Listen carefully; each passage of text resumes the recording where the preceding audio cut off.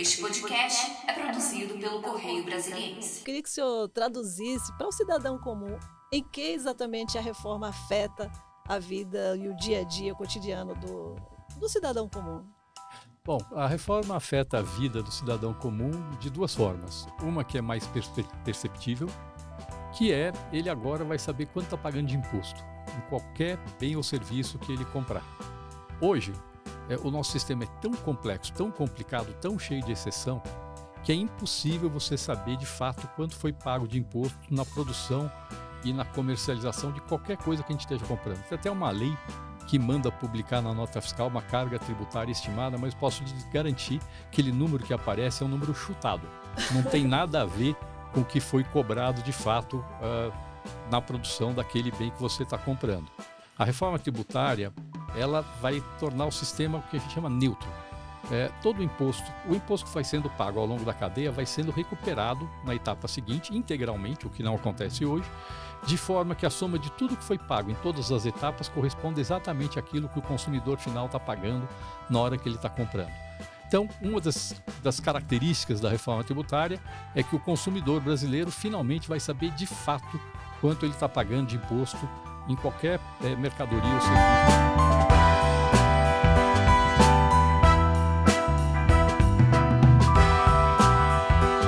Bem-vinda e bem-vindo a mais um podcast do Correio. Hoje eu, Henrique Lessa, e a minha colega Edila Lula vamos conversar com o homem que está coordenando a negociação por parte do governo Lula do projeto da reforma tributária. O economista, secretário extraordinário da reforma tributária, Bernardo Api, vai falar para a gente como é que está o projeto nesse momento que vai à votação no Senado na próxima semana, imagino. Obrigado pela presença, secretário. Obrigado por vir ao podcast do Correio. Bom, Henrique e Edila, eu que agradeço o convite para participar desse podcast. Já começando, secretário, queria lhe perguntar como é que está o andamento dessas negociações junto ao Senado Federal. A gente teve um processo muito grande na Câmara de negociação para que o projeto andasse, fosse aprovado. Como é que está isso agora no Senado? Quando o senhor acha que vai à votação o projeto? Bom, a perspectiva é que o projeto seja votado na Comissão de Constituição e Justiça do Senado no próximo dia 7 e em seguida vá para o plenário do Senado Federal para votação logo em seguida. Acho que as negociações estão andando bem. O senador Eduardo Braga tem feito um trabalho muito importante de construção de um ambiente político favorável à aprovação da proposta de emenda constitucional da reforma tributária. E o nosso trabalho é um trabalho de apoio ao que o senador tem feito para tentar viabilizar a aprovação da reforma. Inclusive, o ministro Fernando Haddad tem participado ativamente das negociações sobre a reforma tributária. As questões mais importantes da negociação são com o ministro, não são comigo. Eu dou o apoio técnico para o ministro nesse processo. Secretário, o relator Eduardo Braga tem contado que a gente vai conseguir aprovar a reforma ainda esse ano, né? Até novembro, final de novembro, seria aprovado no Senado e em seguida rapidinho na Câmara. Mas existe todo um rito de tramitação e existe a questão da negociação política também, né? O senhor está confiante? A PEC é uma proposta difícil de ser aprovada, se falando de rito, né? O senhor acha que há tempo hábil para isso? Eu acredito que sim. Uma proposta de emenda constitucional, para ser aprovada, tem que ser o mesmo texto aprovado no Senado e na Câmara. Uhum. E isso exige uma negociação, no caso do senador Eduardo Braga, não apenas com os próprios senadores, mas também com a Câmara dos Deputados, com o relator na Câmara, o deputado Aguinaldo Ribeiro, com o presidente da Câmara, o deputado Arthur Lira. E ele já está fazendo esse processo de diálogo com a Câmara dos Deputados para que o texto que seja aprovado no Senado seja também um texto que tenha aprovação na Câmara dos Deputados quando voltar para a Câmara dos Deputados. Uhum. Então, eu acredito que sim, acho que está sendo feito um trabalho para viabilizar a aprovação ainda esse ano. É a votação em 2 turnos, né? É a votação em 2 turnos, mas muitas vezes você elimina o interstício, né? Vota um turno logo em seguida do outro. Uhum. Foi assim que aconteceu na votação na Câmara dos Deputados. Não sei como será no Senado, mas eu acredito que existe sim, tendo um texto que seja construído de forma a obter o apoio necessário para aprovar no Senado e seja negociado desde agora, com a Câmara dos Deputados, eu acho que tem sim uma chance bastante grande de aprovar esse ano. Agora, a reforma ela tem o objetivo de simplificar, né? Então, simplificando a linguagem nossa aqui também, eu queria que o senhor traduzisse para o cidadão comum em que exatamente a reforma afeta a vida e o dia a dia, o cotidiano do cidadão comum. Bom, a reforma afeta a vida do cidadão comum de duas formas. Uma que é mais perceptível, que é ele agora vai saber quanto está pagando de imposto em qualquer bem ou serviço que ele comprar. Hoje, o nosso sistema é tão complexo, tão complicado, tão cheio de exceção, que é impossível você saber de fato quanto foi pago de imposto na produção e na comercialização de qualquer coisa que a gente esteja comprando. Tem até uma lei que manda publicar na nota fiscal uma carga tributária estimada, mas posso lhe garantir que aquele número que aparece é um número chutado. Não tem nada a ver com o que foi cobrado de fato na produção daquele bem que você está comprando. A reforma tributária, ela vai tornar o sistema o que a gente chama neutro. Todo o imposto que vai sendo pago ao longo da cadeia vai sendo recuperado na etapa seguinte, integralmente, o que não acontece hoje, de forma que a soma de tudo que foi pago em todas as etapas corresponde exatamente àquilo que o consumidor final está pagando na hora que ele está comprando. Então, uma das características da reforma tributária é que o consumidor brasileiro finalmente vai saber de fato quanto ele está pagando de imposto em qualquer mercadoria ou serviço que ele estiver comprando. Esse é Por isso que chama valor agregado, né? Chama valor agregado porque em cada etapa você somando. cobra o imposto sobre a venda, mas recupera todo o imposto que foi cobrado sobre os insumos utilizados naquela etapa de produção. Uhum. Então, eu pego, sei lá, uma fábrica de tecido. Ela cobra o imposto na venda do tecido, mas ela recupera todo o imposto que foi pago na linha que ela usou, na eletricidade que ela usou, em todos os insumos que ela utilizou para fazer aquele tecido. E assim vai indo em cada uma das etapas, de forma que aquilo que aparece na nota fiscal para o consumidor, na hora que ele está no supermercado ou na loja comprando uma mercadoria, corresponde exatamente à soma de tudo aquilo que foi cobrado em cada uma das etapas. Então, é por isso que chama valor agregado. Você cobra o imposto em cada uma das etapas. Mas, então, do ponto de vista do consumidor, o primeiro efeito é esse que é o mais perceptível. Mas o efeito mais importante é aquele que talvez seja menos perceptível. A reforma tributária ela tem um efeito muito positivo sobre o crescimento da economia brasileira e a redução de custos para as empresas. E isto vai se refletir em mais emprego para o consumidor, no longo prazo, em menores preços para o consumidor, mas esse é um efeito que talvez ele não consiga associar diretamente à reforma tributária. De onde vêm esses efeitos? Vamos dar um exemplo. Hoje, no Brasil, o nosso sistema é tão complexo que o custo, vamos dizer, o custo burocrático de pagar imposto, não estou falando do custo do imposto, estou falando do custo de apurar o imposto, no Brasil é da ordem de 10 vezes maior do que no resto do mundo. 10 vezes mais. Porque tem que contratar escritórios de contabilidade, fazer... Tem uma quantidade enorme. Eu conheço empresas que têm mais de 200 pessoas só para cuidar de burocracia tributária. E esse é um custo que a empresa tem, por causa da complexidade do sistema brasileiro, que acaba sendo incorporado no preço. A reforma tributária, ao simplificar, vai reduzir muito esse custo. E isso tende a ser repassado para o preço e isso vai acabar tendo efeito positivo sobre o preço.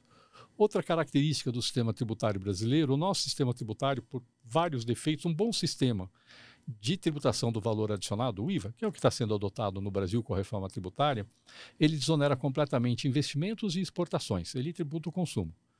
Aqui no Brasil, por várias falhas, nosso sistema está tributando investimento e está tributando exportação, tirando a competitividade da produção nacional.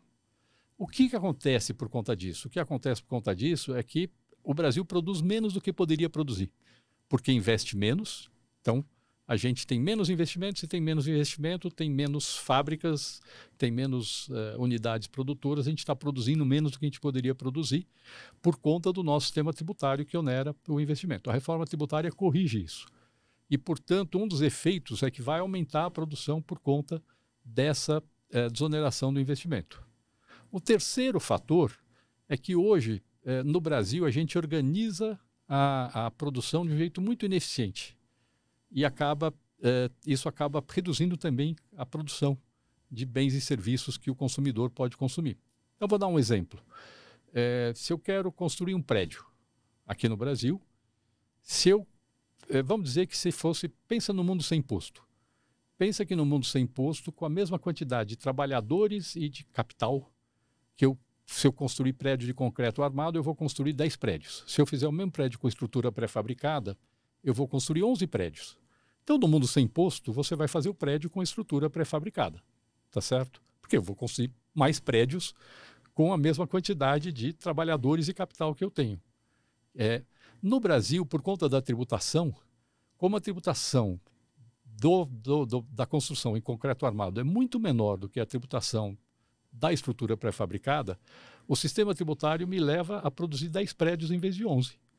Então, qual é o efeito final disso? Eu estou produzindo menos produtos finais do que eu poderia produzir. Isso acontece de forma generalizada na economia brasileira por conta das distorções do nosso sistema tributário, e a reforma tributária corrige isso.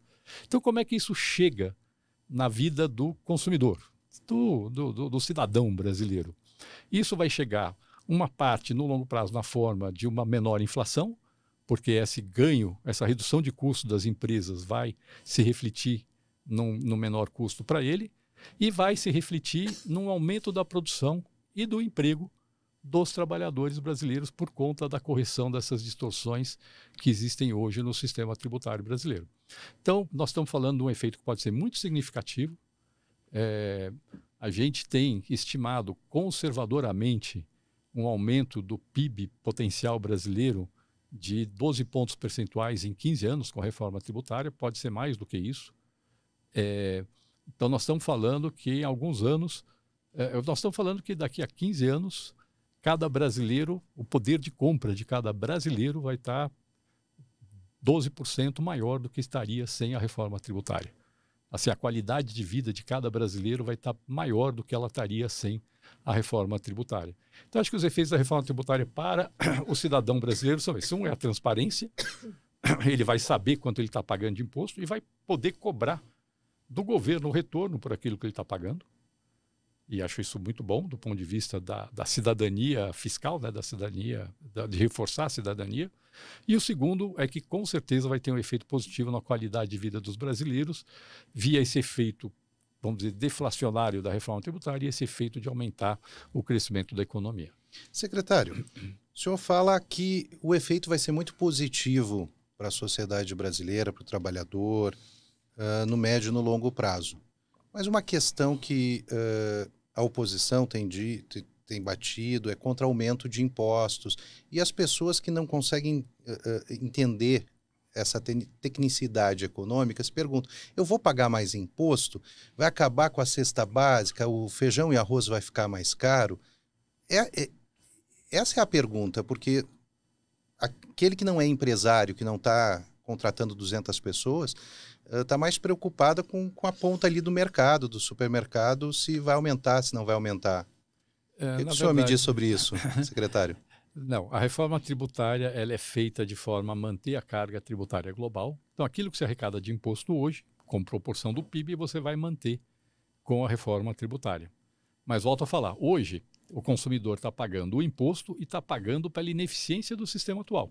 Então, por exemplo, esse monte de gente que está cuidando de burocracia tributária, que eu vou poder reduzir, enxugar isso nas empresas, está no custo daquilo que o consumidor está pagando. Isso vai deixar... Vai gerar desemprego no setor contábil, secretário? Não vai gerar desemprego. A pessoa vai sair de um trabalho improdutivo e vai para um trabalho produtivo. Vai ter demanda. A reforma tributária vai criar um ambiente muito favorável para o investimento e isso aumenta a demanda. Vai ter, sim, mudança na composição dos empregos. Isso é verdade. Tem pessoas que fazem trabalho hoje que é improdutivo e vai passar a fazer um trabalho produtivo.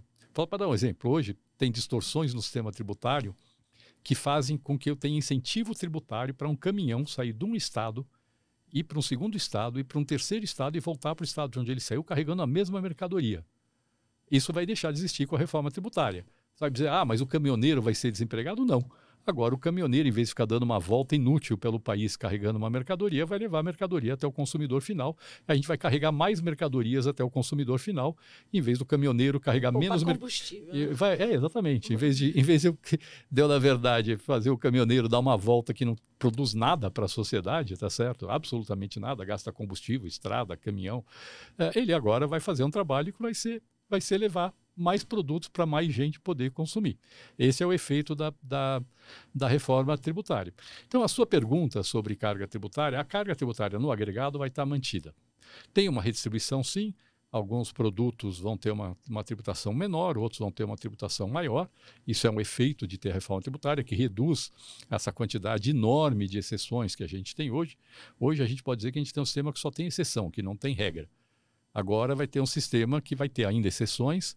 O ideal seria não ter, mas vai ter ainda algumas exceções, mas muito menos do que tem hoje. Vão ser muito mais claras as exceções que vão ter no novo sistema. Então, a carga tributária como toda está mantida. A questão da cesta básica, o texto aprovado na Câmara, e agora o relatório do senador Eduardo Braga, prevê que vai ter uma desoneração da cesta básica. Uma parte da cesta básica vai ter alíquota zero, e uma parte vai ter uma alíquota reduzida, que vai ser 40% da alíquota padrão, que é aquela alíquota que vai ser utilizada. E a cesta estendida, né? Tem uma cesta estendida. Eu posso garantir que com este modelo, o custo médio da tributação da cesta básica vai reduzir em relação àquilo que é hoje. Nem digo que isso é o ideal. É interessante entender isso. Por quê? Porque quando você reduz a tributação da cesta básica, não necessariamente isso vira redução de preço para o consumidor. Quando você reduz a tributação, uma parte pode virar redução de preço, uma parte pode virar aumento de margem no meio da cadeia. Tá certo? Mas foi uma decisão política. O ideal mesmo teria sido fazer uma tributação igual para tudo e devolver o imposto para as famílias de baixa renda. O cashback, né? O cashback. O modelo de cashback é a devolução do imposto para as famílias. Com um bom modelo de cashback, poderia ser possível, por exemplo, desonerar 100% o consumo, sei lá, dos 10% mais pobres. Com esse modelo que está sendo aprovado, não vai ser desoneração de 100%, vai ser menor. Ao você desonerar a cesta básica, você está desonerando o rico também, não só o pobre. Tá certo? O rico consome mais produtos da cesta básica, em termos absolutos, do que o pobre. Então, estou dando um benefício maior para o rico do que para o pobre. Mas foi uma decisão política e eu posso garantir que, com base nessa decisão que foi tomada pelo Congresso, a tributação da cesta básica, após a reforma, vai ser certamente até menor do que do que é hoje. Essa proposta do cashback, quando o projeto do governo chegou, acho que uma das coisas que mais gerou curiosidade nas pessoas que não são do meio econômico é esse cashback. A gente tem o cashback no cartão de crédito, a gente vai lá, escolhe ganhar o cashback ou pontos de milhas. Morreu isso porque a gente sabe que o senhor falou das exceções. Tem muito menos exceções agora, mas tem muito mais exceções do que o projeto que o senhor defendia, né? Como é que ficou essas exceções e o cashback morreu? Bom, vamos lá. Primeiro, o projeto não é do governo. O projeto que está em discussão no Congresso é do Congresso. O que o governo está fazendo é apoiando e para viabilizar a aprovação de um projeto que é do Congresso. É verdade que o projeto original, a PEC 45 original, não tinha nenhuma exceção, a não ser algumas de caráter técnico. E o ideal seria ter nenhuma exceção e usar o máximo possível o instrumento do cashback, que é a devolução do imposto para as famílias. O Brasil tem estrutura para isso. A gente já tem esse modelo que você dá o seu CPF quando você compra o produto. Aqui no Distrito Federal é o Nota Legal, né, que chama. Já tem esse modelo Nota Legal, tem vários estados que já têm esse modelo. Você já tem todo o sistema de cadastro único, cartão de programas sociais das famílias de baixa renda, que permite você claramente tem como transferir para elas. Então, o Brasil já tem toda a metodologia para poder implantar um bom sistema de cashback, de devolução do imposto para as famílias. Quando o Congresso optou por ter várias exceções, isso reduziu o espaço para o cashback, porque se você tivesse uma alíquota só para tudo, você teria mais recursos para poder alocar no cashback e focalizar mais essa devolução. Com o que passou, vai ter menos espaço, mas vai ter algum cashback ainda. O próprio relatório do senador Eduardo Braga, ele define que vai ter cashback na conta de luz. Então, para as famílias de baixa renda, vai ter uma devolução do imposto. Na própria conta de luz, provavelmente o cashback já vai direto na conta. Fala, o imposto é esse e nós estamos devolvendo para você tanto. E aí já vai sair para as famílias de baixa renda, já vai ter essa redução da tributação na conta de luz. E ele definiu que essa parte da cesta básica, que ele está chamando de cesta básica estendida, que é essa parte da cesta básica que vai ser tributada com a alíquota, que é 40% da alíquota padrão, que para esses produtos também vai ter um cashback para as famílias de baixa renda. Então, já está definido que vai ter algum instrumento de cashback. A gente espera, e o relatório do senador Eduardo Braga colocou lá a revisão a cada 5 anos desses benefícios de alíquota reduzida.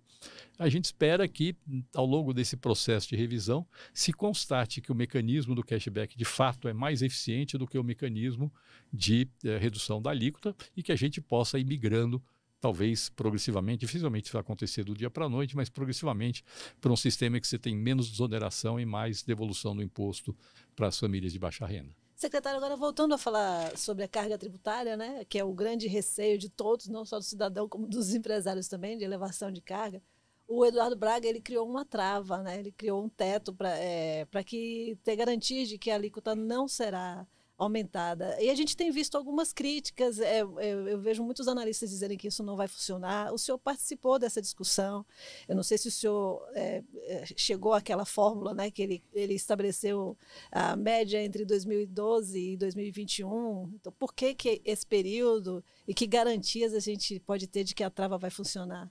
Bom, o senador Eduardo Braga, de fato, quis colocar uma trava para a alíquota de referência. Vamos tentar explicar isso claramente. O que é a alíquota de referência? A reforma tributária, durante a transição dos tributos atuais, nós estamos falando aqui PIS, COFINS, IPI, que são federais, o ICMS, que é dos estados, o ISS dos municípios, para os novos tributos, que vai ser a contribuição sobre bens e serviços, que é o IVA federal, o imposto seletivo, que é um imposto para tributar aquilo que faz mal para a saúde, para o meio ambiente, tipo fumo, bebida alcoólica,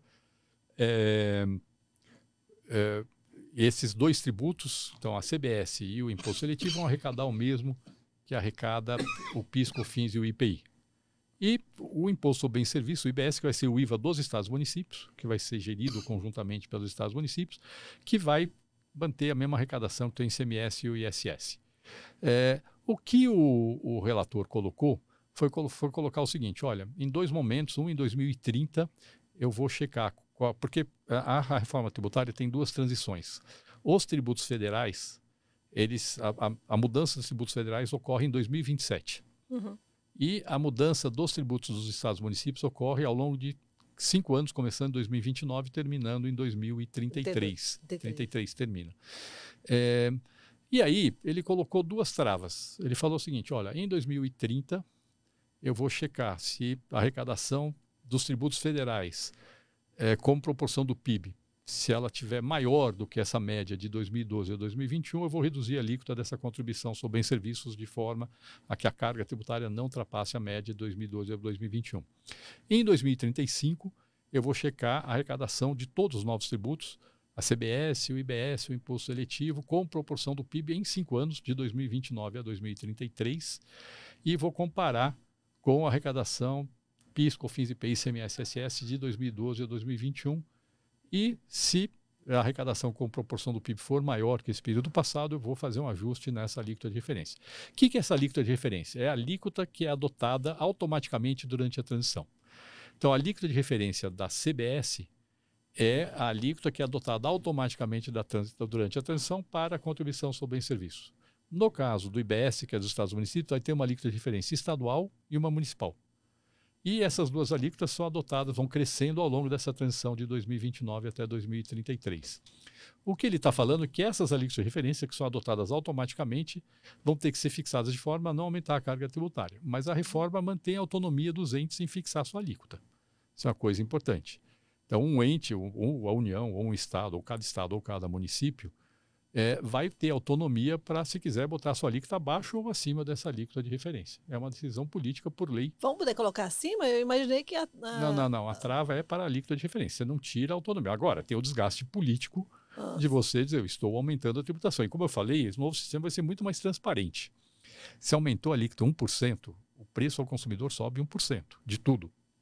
É uma coisa importante a gente entender. Essa é uma das consequências desse modelo de reforma tributária que a gente está propondo. Então, essa tem o custo político, secretário. se você quiser botar a alíquota acima, tem o custo político. Mas você já pode hoje, o Estado hoje, o Distrito Federal, já pode aumentar a alíquota de ICMS se quiser.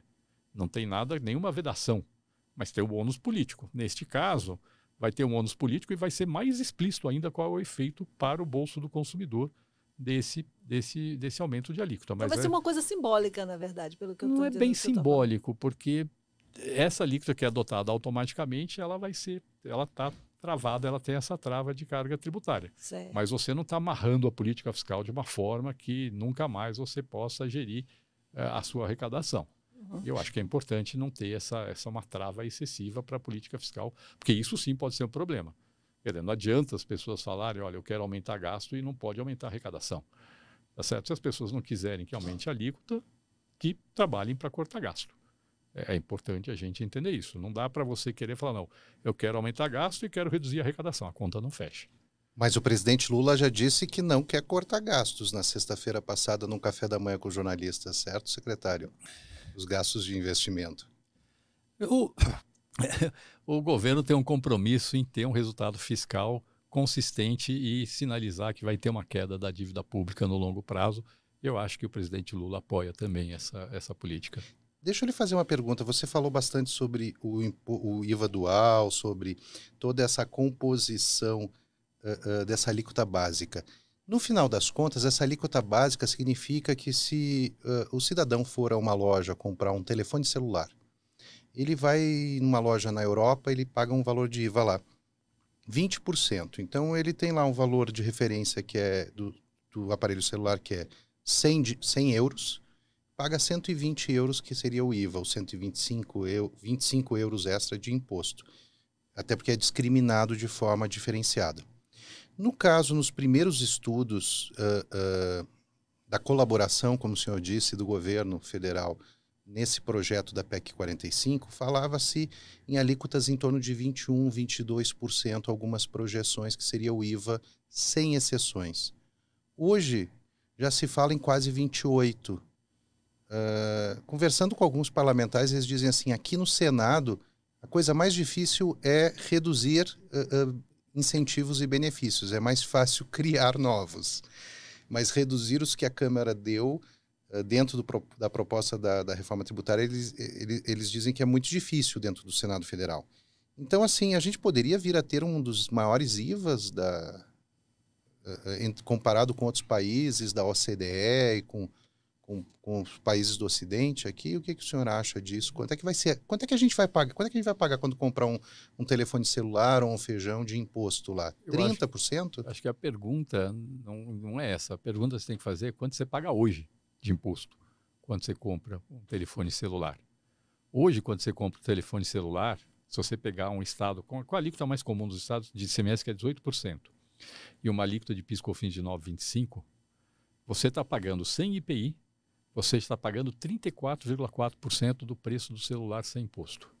Então, só que isso não aparece para as pessoas. Hoje, quando você compra um celular no Brasil, você já está pagando esses 34,4% mais o IPI. Eu não sei de cabeça quanto é que é o IPI do celular, mas certamente é no mínimo 10%. Então, você está pagando no mínimo 45% de imposto quando você está comprando um celular e você não sabe que você está pagando isso.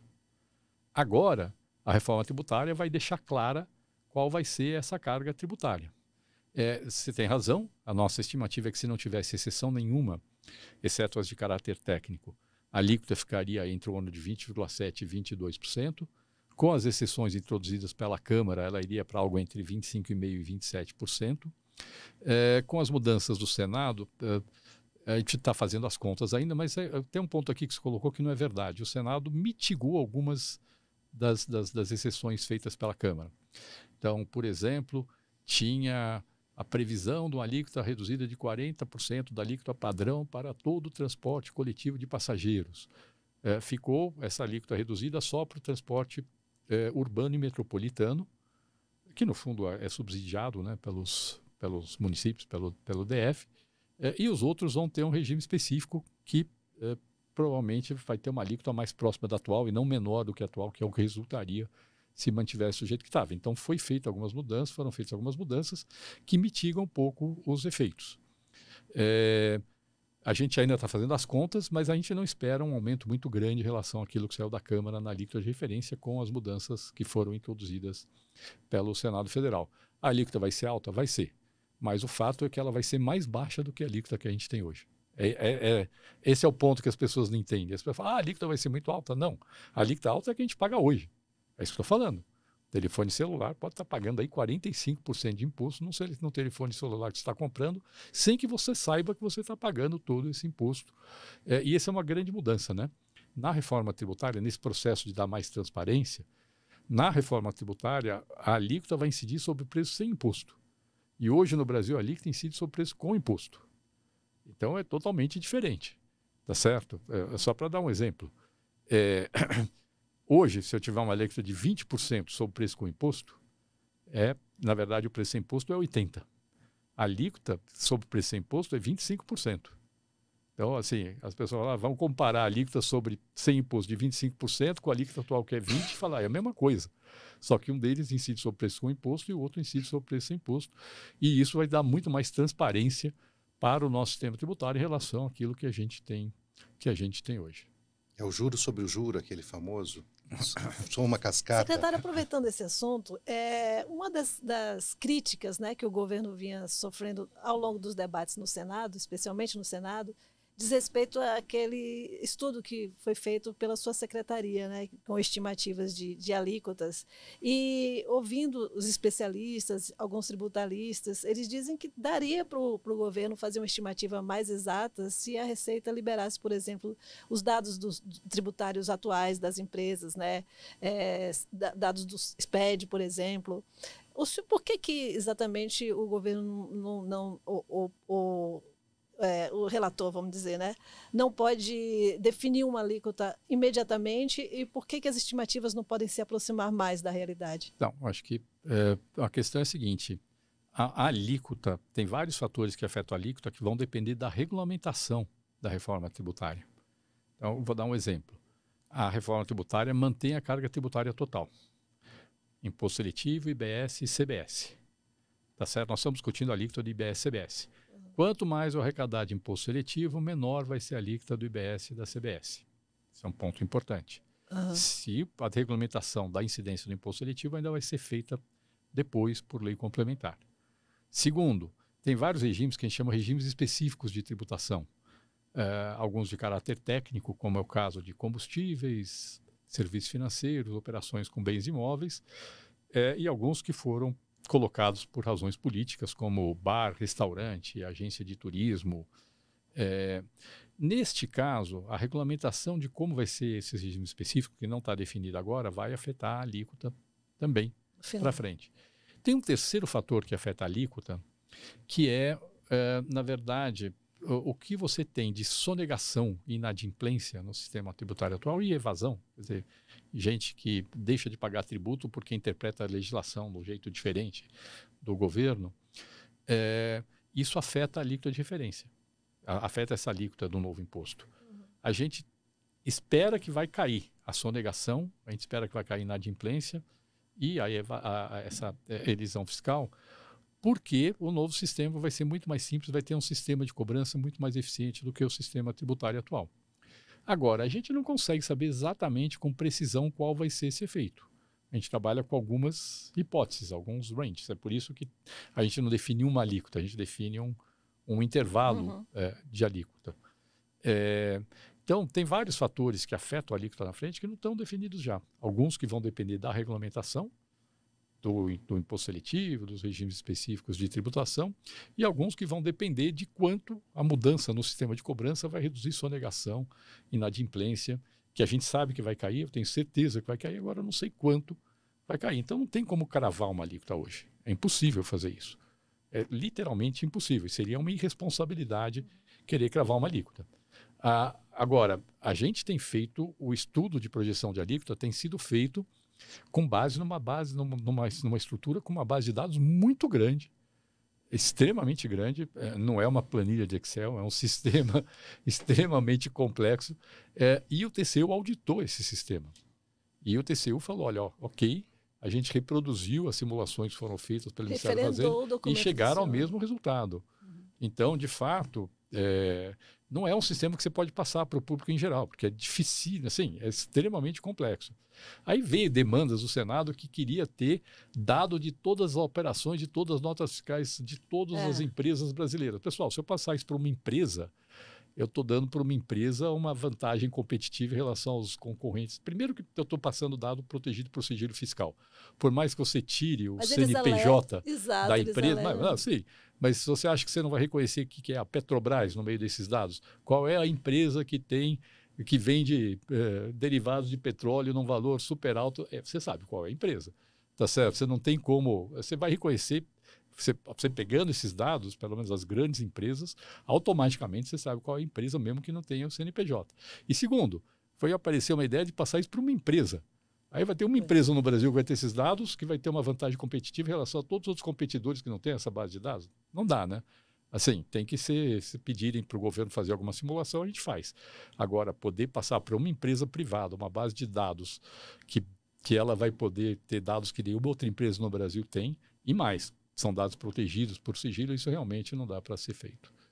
Secretário, o senhor falava sobre essa projeção do bolo arrecadatório que vai se manter. O impacto, a proposta é que o impacto da reforma tributária seja neutro. Mas alguns estados estão reclamando que eles tinham alíquotas de ICMS mais baixas e daí, na média, por exemplo, para combustíveis, para uma série de tributos, na média eles teriam uma participação menor. Isso é uma preocupação. E com essa preocupação, alguns estados estariam cogitando aumentar suas alíquotas todas agora para conseguir, nessa repartição do IVA, ter alíquotas melhores. Isso procede? Como é que os estados vão fazer isso? Não, na verdade, qual a lógica? Na verdade, o que a reforma tributária faz é o seguinte. Hoje os estados arrecadam o ICMS, cada um tem sua arrecadação, e o ICMS é cobrado uma parte na origem, no estado onde é produzido o bem, uma parte no destino onde ele é consumido. Os municípios arrecadam o ISS e ainda recebem o que a gente chama cota-parte do ICMS, é 25% do ICMS que vai para os municípios, com um critério de distribuição. A reforma tributária vai mudar isso. Os estados e municípios vão começar a tributar sobre uma base ampla de bens e serviços, a mesma base para os estados e municípios, tributado do destino, porque é uma tributação do consumo e não da produção, e vai mudar a forma de distribuição da cota-parte. Isso afeta a distribuição da arrecadação entre estados e municípios. Mas tem uma transição extremamente longa, em que uma parcela decrescente da arrecadação ela é distribuída conforme a participação dos entes na arrecadação hoje, e uma parcela crescente é distribuída considerando os efeitos da reforma tributária. Então tem essa transição longa de 50 anos. Isso não é relevante para as empresas. Para as empresas, a transição termina em 2033, tá certo? Mas tem essa transição bastante longa para os estados e municípios. Alguns estados estão aumentando agora a alíquota do ICMS e dizendo que é para poder ter uma melhor base de participação ao longo dessa transição. Mas não é verdade, vamos ser bem claros. Nenhum governador hoje vai ter o custo político de aumentar a alíquota para poder favorecer o governador que vai estar lá em 2033. Os estados estão aumentando a alíquota hoje porque eles perderam muita arrecadação por conta da Lei Complementar 194, que foi aprovada no ano passado, que limitou a alíquota incidente sobre eletricidade, telecomunicações e combustíveis. E essa limitação teve um efeito muito forte sobre a arrecadação dos estados. No ano passado ainda foi um pouco disfarçada pelo preço altíssimo que tinha nos derivados dos combustíveis, mas agora esse efeito está aparecendo e os estados estão aumentando a alíquota para poder repor a arrecadação deles para o governo atual. Mas estão culpando a reforma tributária. Estão culpando a reforma tributária. Sim, de fato, no discurso, isso tem aparecido como... no discurso, isso tem aparecido como sendo por causa da reforma tributária, mas não é. Vamos ser bem claros, nenhum governador ia assumir o custo político de aumentar a alíquota agora para poder beneficiar o governador que ele não sabe quem vai ser daqui a 10 anos. Tá certo? Porque a reforma tributária, de fato, ela é plena para os estados daqui a 10 anos. O que ele está fazendo é cuidando do caixa dele para poder ter dinheiro para poder gastar nesse ano, no ano que vem, no ano seguinte. Mas o presidente Lula está investindo muito capital político, o senhor está muito empenhado e a reforma tributária não vai chegar dentro do governo dele. Acredito que não. Não sei, a não ser que ele vá para a reeleição. O senhor aposta numa reeleição do presidente Lula? Eu acredito que eu espero que tenha continuidade do governo, mas, na verdade, você tem razão. O grosso do efeito da reforma tributária não é imediato. O governo está fazendo uma reforma que vai beneficiar o Brasil no longo prazo. E é uma coisa importante, quer dizer, o governo está sinalizando, olha, eu estou investindo capital político para fazer algo que nem todo efeito político positivo vai aparecer agora. Mas tem algum efeito positivo agora, tá? Tem algum efeito positivo agora porque a aprovação da reforma tributária tem um efeito sobre as expectativas, tem um efeito já de curto prazo sobre investimentos, sobretudo investimentos externos no Brasil, tem um efeito sobre taxa de câmbio, tem um efeito sobre juros de longo prazo. Então, tem um efeito de antecipação dos efeitos da reforma tributária. Como a reforma tributária gera mais crescimento, isso gera uma percepção mais positiva sobre a trajetória fiscal do país no longo prazo, e isso acaba tendo um efeito sobre a taxa de juros de longo prazo, a taxa de câmbio já no curto prazo e o próprio nível de investimento já no curto prazo. Então, tem algum efeito positivo, embora o grosso do efeito, de fato, não apareça agora, apareça ao longo do tempo. Que sinalização o senhor tem recebido dos investidores? Porque a gente vê, assim, nas análises que a gente acompanha, muita insegurança ainda, principalmente em relação a conviver com dois sistemas durante um período, né? As incertezas em relação às leis complementares que vão regulamentar a reforma. O senhor tem sentido uma expectativa positiva em relação aos investidores? Tenho sentido uma expectativa positiva. Mesmo com toda essa insegurança? Na verdade, vamos lá. Primeiro, a lei complementar vai ser discutida pelo Congresso Nacional. Então, não faz sentido você falar, eu não sei o que vem na lei complementar. Segundo, hoje em dia você tem muito mais surpresa, porque às vezes com uma canetada, um decreto de um governador, você tem um efeito enorme sobre empresas. E agora você vai ter muito mais segurança no novo sistema do que você tem hoje, tá certo? Segundo, essa coisa de que vai aumentar a complexidade não é verdade. A ideia é fazer um sistema extremamente simples. A ideia é que a obrigação das empresas seja fazer suas vendas com nota fiscal eletrônica, quase todo mundo já faz hoje, registrar suas compras que dão direito a crédito feitas com nota fiscal eletrônica e só. A ideia, inclusive, é uma escrituração pré-preenchida para as empresas com o novo sistema. Isso já está sendo discutido num grupo que a gente chama de grupo operacional da reforma tributária. Então, não tem esse aumento de complexidade. Quem já emite nota fiscal eletrônica, a ideia é simplesmente ter alguns campos a mais na nota fiscal que já emite hoje. Quem não emite nota fiscal eletrônica vai ter que começar a emitir até o final de 2025. Isso é fato. Essa é uma mudança que vai vir com a reforma tributária, mas é pouca gente. Todo mundo que já emite nota fiscal eletrônica simplesmente vai manter a emissão que já tem hoje, não gera complexidade praticamente nenhuma adicional. Tem um período de teste em 2026. A partir de 2027 você acaba com o PIS/COFINS e o IPI. Então, em 2027, com certeza já tem uma simplificação relevante para as empresas, porque a cobrança da CBS e do IBS, que vai ser na prática uma cobrança só, vai ser muito mais simples do que é hoje a cobrança de PIS/COFINS e IPI. Então, você já tem uma simplificação relevante. É verdade que esse sistema ainda convive com o ICMS e o ISS até 2032. Em 2033, aí, você tem uma simplificação enorme do sistema tributário. Mas não tem aumento de complexidade durante a transição, não. Isso foi pensado até, acho que a própria transição de uma vez dos tributos federais vai na linha de falar, olha, não vai ter esse aumento de complexidade nem durante a transição. Secretário, nosso tempo já está encerrando. Eu queria deixar uma última pergunta para o senhor antes da gente acabar. O senhor já falou em 2030, 2027, então o senhor está confiante que na próxima semana o Senado aprova essa reforma tributária. Eu vejo que o senhor tem, ao menos, essa expectativa muito clara, que até o final do ano nós estamos com isso aprovado. Eu lhe pergunto se essa é realmente sua expectativa, que na semana que vem esteja aprovado, e aprovada essa reforma tributária, quais são os próximos desafios tributários do governo do presidente Lula? Só para a gente encerrar aqui o nosso podcast. É a segunda etapa da reforma, né? Tá bom. Renda e patrimônio. Então, na verdade, sim, a minha expectativa é que aprove no Senado na semana que vem, ainda volta para a Câmara, ainda vai ter a tramitação na Câmara.